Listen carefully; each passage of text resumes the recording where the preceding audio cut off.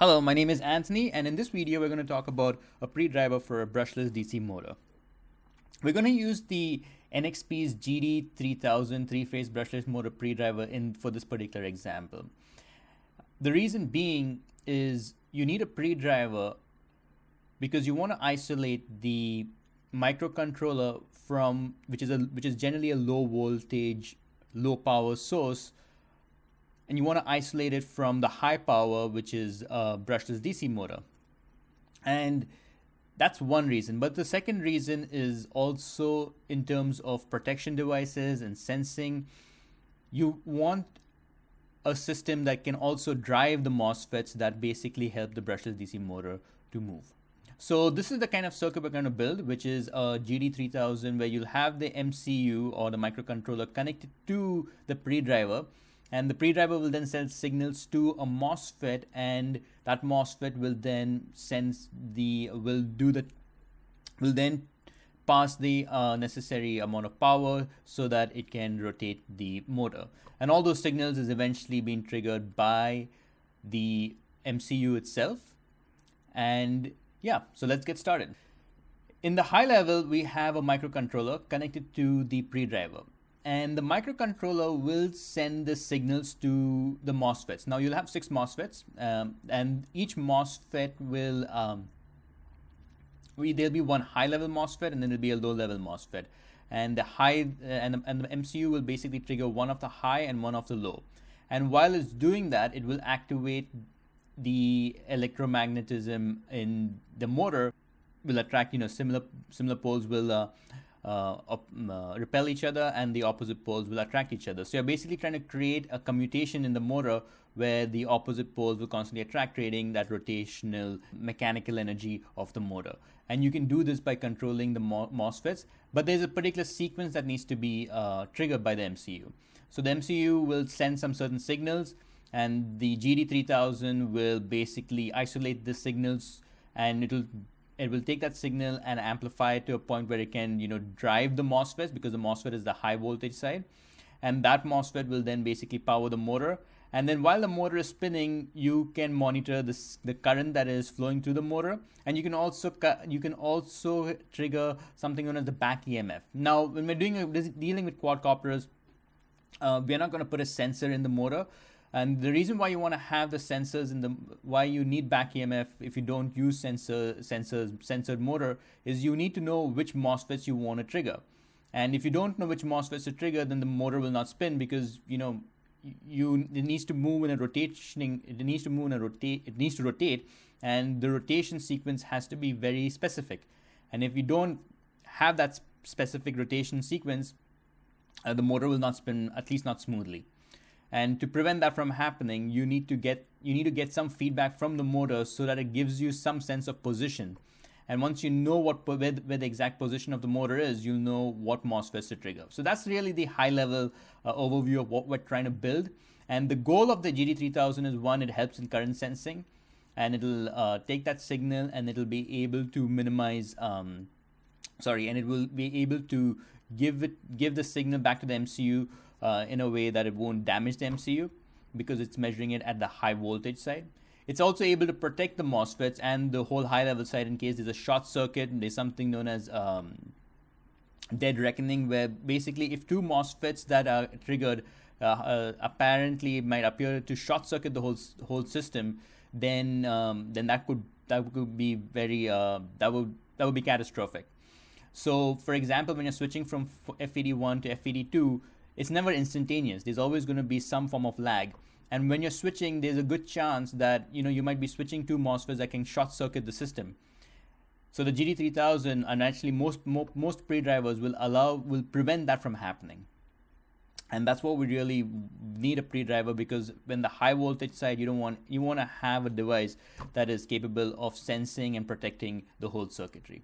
All right, so let's go to the next stage, which is understanding the circuit itself. So what we have over here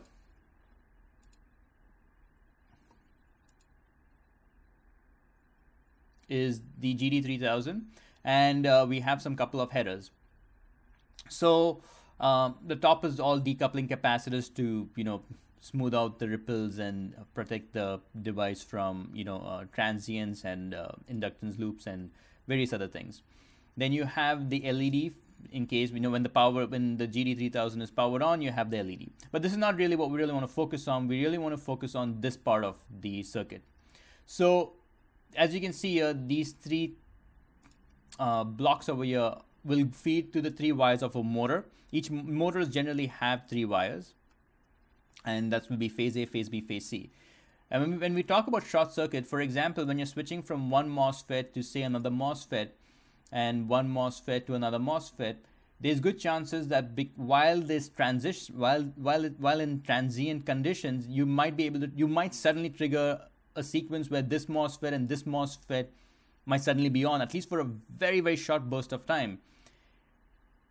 The pre-driver will be able to sense this and not allow both these MOSFETs to come on. It will make sure that one MOSFET is completely off before it switches on the MOSFET, in case if the sequence demands that these two needs to be on one after the other.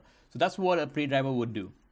But the goal is, at first the current might go through this MOSFET, go to phase A, and then it'll come through phase B, and it'll trigger this MOSFET. So T1 and T5 might be on. The next time it might be T2, it'll go to phase B, and then maybe phase C is on. That phase C, T6 is on. T6. These are all MOSFETs, and vice versa. Eventually it might go to one MOSFET, the T3 MOSFET, and then it'll go through this particular phase, and it'll come back from phase A. So each phase will either be a positive or a negative, in the sense that it might either have current flowing through it, or it might be having current flowing coming out of it, based on the sequence of the switching. And in order to trigger the MOSFETs, that's what the GD3000 does. My MCU is not triggering and hitting the MOSFET directly. It's going through the pre-driver. Second thing, what we have is a current sensing. So current flowing through this whole circuit you'll be able to sense it through the GD3000 over here, which is pretty cool, because you want to make sure that if there's any overvolt, if there's a short circuit, there'll be a lot of current flowing through the system, and you can detect it by if you know that the current is exceeding a certain threshold, you can basically say stop everything and turn off all the MOSFETs. So it has this protection mechanism, and you can only have protection if you get feedback. So that's inbuilt into a pre-driver, and then that message is eventually sent to the microcontroller for understanding, and maybe you want to calculate the power. The back EMF is where you will be. This particular part of the circuit is where you send the signals to the microcontroller, and it'll help you understand the position of the current exact position of the brushless DC motor. I will do another video where I'll explain how a brushless DC motor works and what's really happening under the hood. But for now, the schematic is basically here to explain what the pre-driver is doing. And then here we have overcurrent threshold. So you set the threshold so that in case if you cross the threshold, the system will turn off. So that's what it is. It's a very, I wouldn't say it's a simple circuit. I mean, this particular pre-driver is doing quite a lot in the sense, in terms of just protection. But the concept of making this work is also not necessarily easy, because if you go through the timing diagram of how the MOSFET works, it's actually pretty sophisticated. And I will do a video on how this whole thing works properly very shortly. And last but not the least is how the circuit board looks, which is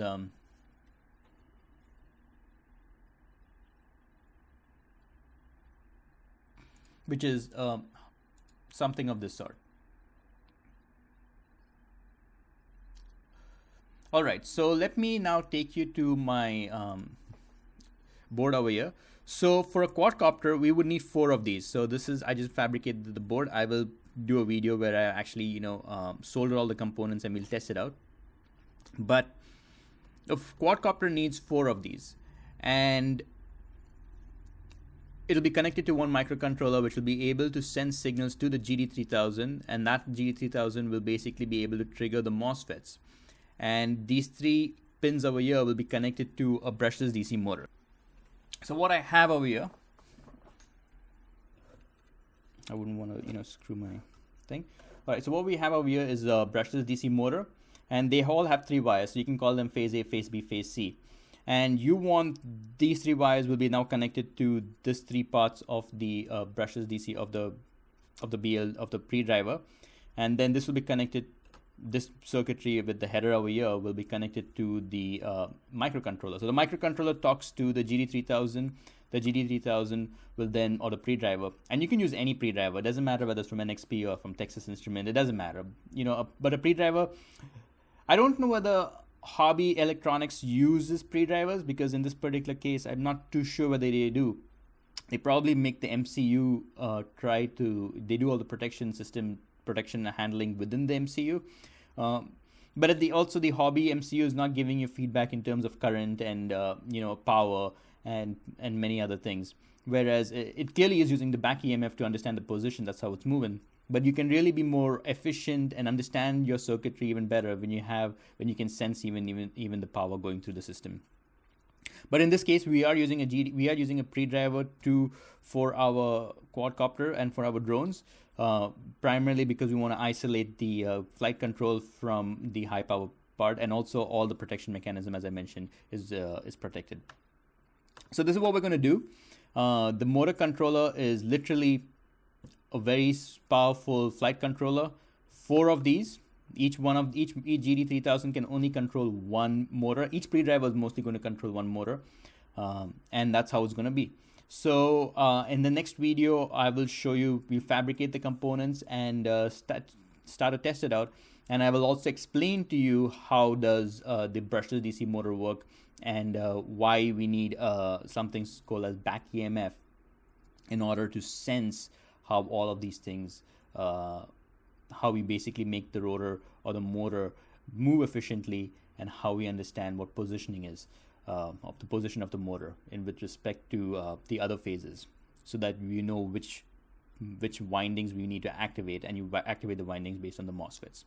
All right, so this is the end of the video, and if you like what we're doing, highly recommend you to like the video or subscribe to our channel.